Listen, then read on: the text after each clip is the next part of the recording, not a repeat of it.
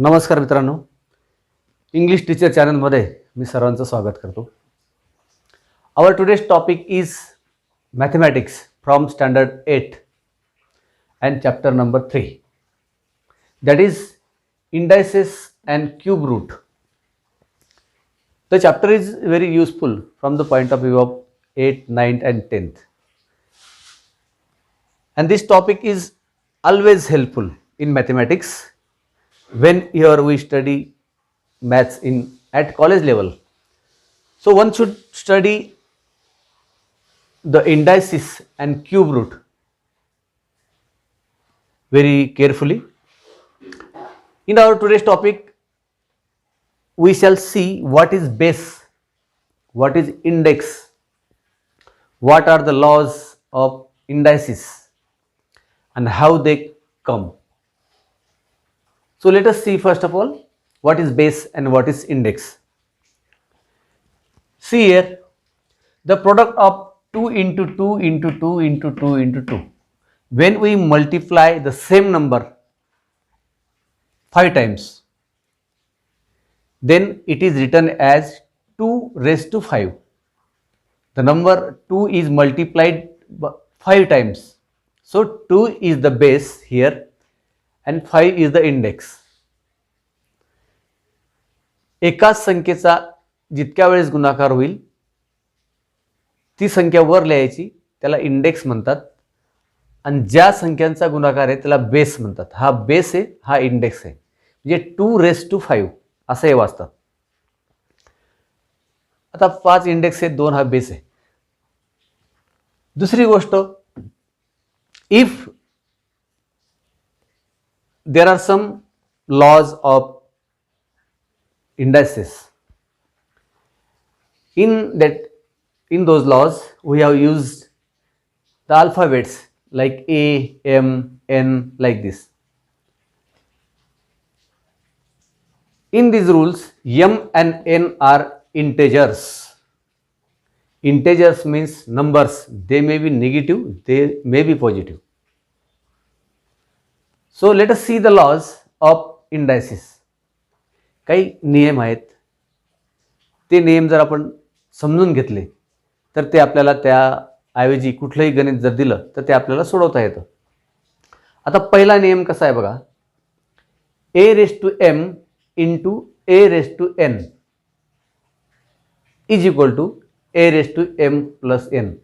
याचा अर्थ असा होतो की जेव्हा पाया समान असेल, whenever base is same, while multiplying we add the indexes. We add the indices. गुणाकार करताना घातांकाची बेरीज होते. हा नियम आहे. मग आता हा नियम कसा आला तो आपण बघू. समजा 2 raised to 5 into 2 raised to 3 असं आहे. याचं उत्तर 2 raised to काय येईल, 2 raised to 5 plus 3 म्हणजेच 2 raised to 8 हे याचं उत्तर आलं. कारण गुणाकार करताना घातांकाची बेरीज होते. पाया सारखा असेल तर मग 5 आणि 3 8.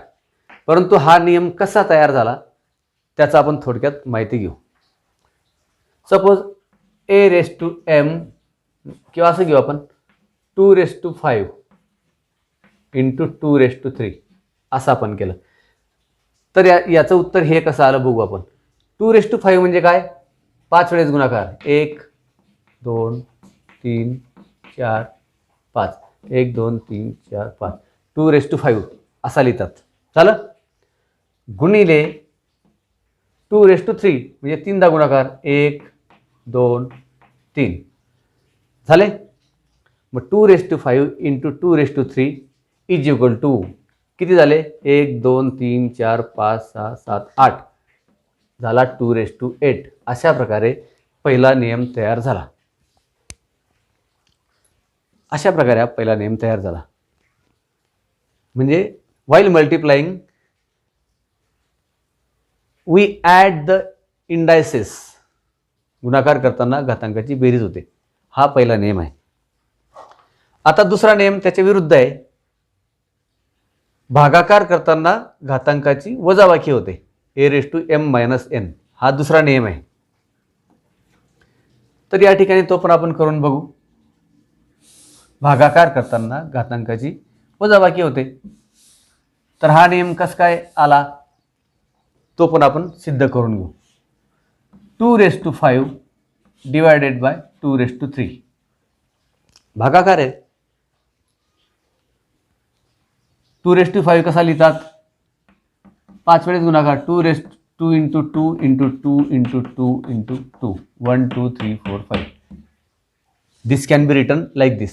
Divided by 2⁵. 2⁵ can be written like this. 2 into 2 into 2.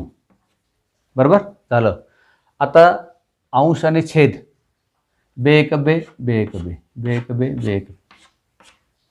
एवढे गेले. किती उरले? 2च उरले.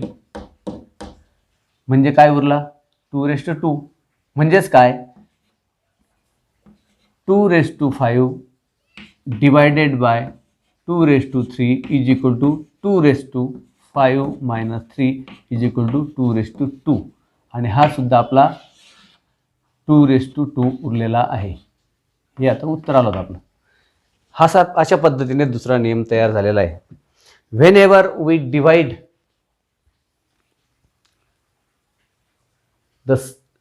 whenever we divide a⁻m divided by a⁻n, that time we subtract the indices. भागाकार करताना समान पाया असेल तर घातांकाची वजाबाकी होते. नाव let us see third law. तिसरा आता लॉ जो आहे घातांकांचा तिसरा नियम कसा तयार झाला बघा. a into b bracket raise to m असं जर असेल तर हा m याला पण लागतो, हा m याचा पण इंडेक्स आहे.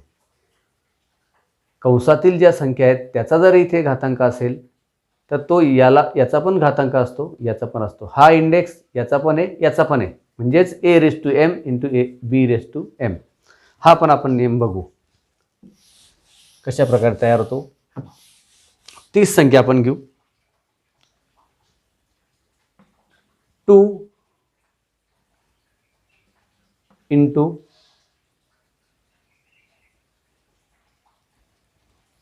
2 into 3 घेऊ आपण.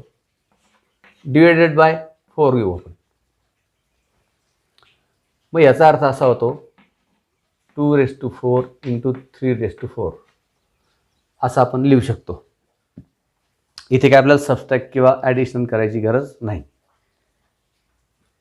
म्हणजे 2⁴ आणि 3⁴ अशा प्रकारे आपण लिहू शकतो. Is it clear? Next, a⁻0 is equal to 1 where a is not 0. इथे a 0 नको. हा नियम शिकताना a⁻0 इज इक्वल टू 1 याचा अर्थ a हा 0 नको. परंतु तो कसा आला एक ते पण आपण बघू. आपण फक्त नियम शिकतो पण तो कसा आला. कोणी जर विचारलं आपल्याला की a⁻0 म्हणजे 1च का, 2 का नाही, मग त्याचं पण आपण उदाहरण करू. a⁻0 समजा आपण 3⁻0 घेतला इज इक्वल टू 1 असा होतो.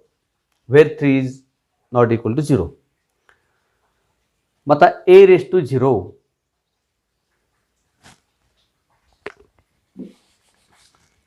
म्हणजे ज्या वेळेस घातांक 0 असतो, घातांक 0 असतो म्हणजे त्या ठिकाणी एक आपण का धरतो, कारण समजा असं असेल 2⁻2 into 2 into 2 असं असेल. समजा 2⁻3 डिवायडेड बाय 2⁻3 असं असेल. मग भागाकार करताना घातांकाची वजाबाकी होते. 3 - 3 म्हणजेच 2⁻0 राहिला. इथे राहिला ना 0. पण तो 0 म्हणजे मग 1 का लिहितो आपण, तिथं तर 0 आहे. मग 2⁻0 इज इक्वल टू 1 म्हणजेच काय 2⁻3 डिवायडेड बाय 2⁻3. 2 into 2. मग ही एक जोडी गेली, ही एक गेली, ही एक गेली. पण इथे काय उरला, जेव्हा आपण 5/5 घेतो आपण म्हणतो 5 5 कॅन्सल किंवा 5 1 5 म्हणजे तिथं एक शिल्लक राहतो. मग इथे सुद्धा एक शिल्लक राहिलेला आहे, तो एक आपण इथे घेतो. म्हणजेच 2⁻0 = 1 असा तो नियम तयार झालेला आहे. कारण जेव्हा आपण भाग देतो अंश आणि छेद सारखे होतात तेव्हा तो एक आपण मोजतो. 5 1 5 अशा प्रकारे हा नियम तयार झालेला आहे. Now let us talk about this. a⁻⁻m जेव्हा एचा मायनस घातांक असतो तो प्लस करण्यासाठी त्याचा रेसिप्रोकल आपण करतो, त्याला छेदस्थानी घेतो म्हणजे तो पॉझिटिव्ह होतो. a⁻m = 1/m असा लिहितात. हा एक नियम आहे. whenever index is negative, that time we write it at 1 as 1/a⁻m like this. Rule 6, what does it tell? Let us see. Whenever a⁻m bracket raised to n अशी रचना जेव्हा असेल, that time we multiply this into this. म्हणजे समजा 3⁴ असेल 3⁴ आणि bracket raise to 3 असेल तर आपण याला 3⁴ × 3 म्हणजेच 3⁻12 असं लिहितो. हा लॉ असं सांगतो की a⁻m असेल आणि ब्रॅकेट रेस टू n असेल तर a⁻m × n असं आपण लिहितो. अशी पद्धत आपल्याकडे आहे. 7वा नियम काय सांगतो? a/b ब्रॅकेट रेस टू जेव्हा m असेल तेव्हा हा m याचा पण इंडेक्स असतो, हा m याचा पण इंडेक्स असतो. उदाहरणार्थ हे पण आपण बघू. 2/2/3 ब्रॅकेट रेस टू 4 असं जर असेल तर 2⁴/3⁴ असं लिहिण्याची पद्धत आहे. हा नियम आपल्याला हे सांगतो की हा इंडेक्स दोघांचा आहे. Now the last law of indices is a/b⁻m. जेव्हा एखाद्या संख्येचा इंडेक्स हा मायनस असेल तर त्या संख्येचा रेसिप्रोकल करून आपण तो पॉझिटिव्ह करू शकतो. हा 8वा नियम सांगतो. For example 3/2 bracket raise to -4 असं असेल तर हा रेसिप्रोकल करून टाकायचा. 2 वर 3 खाली 2/3 ब्रॅकेट रेस टू 4 असा हा 8वा नियम आपल्याला सांगतो. All these laws are very useful for 9th and 10th standard, and mathematics will be easy if we study all these laws of indices. So indices is very useful chapter for 8th, 9th and 10th standard. So do study and do practice for all the laws. आणि ह्या सर्व लॉजवर आता पुढील उदाहरणं अवलंबून आहेत.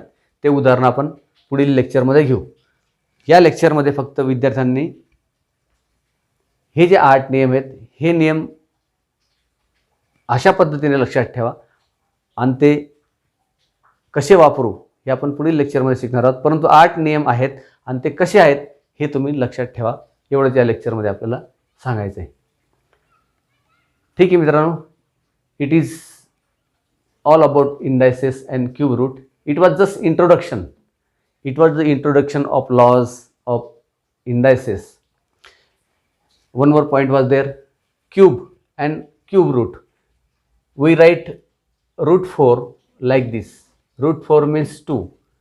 We also write cube root of 8 is equal to 2. Cube root can be written like this. Square root 4 can be written like this. This is different topic. We shall discuss about it later. But it was just introduction of indices and its laws. So it is all about in today's lecture. We shall see more topic in next lecture. Till then, goodbye. Have a nice day.